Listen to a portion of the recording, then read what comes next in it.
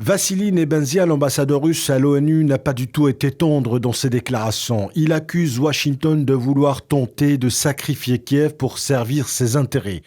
Dans son discours tenu à l'ONU, il a tiré au clair les accusations de Washington portées à l'encontre de Moscou, dénonçant la volonté de l'administration Biden de présenter les mouvements de troupes russes sur son propre territoire comme la confirmation d'une action militaire prétendument planifiée, voire d'une agression.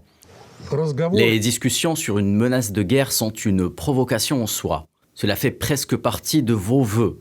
Vous voulez que cela se produise, comme si vous vouliez que nos paroles deviennent réalité. De son côté, l'ambassadrice américaine à l'ONU, Linda Thomas-Greenfield, a appelé la Russie à retirer ses troupes massées le long de la frontière entre les deux pays et à poursuivre le dialogue avec les Occidentaux si elle souhaite sérieusement une désescalade des tensions. Récemment, la Russie a menacé de mener une action militaire si les demandes n'étaient pas satisfaites. Si la Russie envahit à nouveau l'Ukraine, aucun d'entre nous ne pourra dire qu'il n'a pas pu venir. Et les conséquences seront horribles.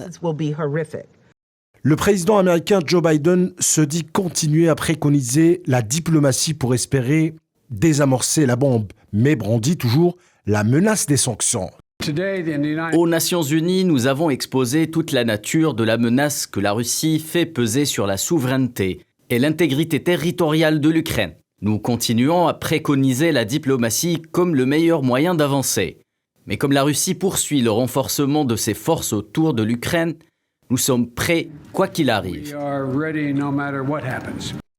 La Russie est accusée depuis fin 2021 d'avoir massé jusqu'à 100 000 soldats à la frontière ukrainienne.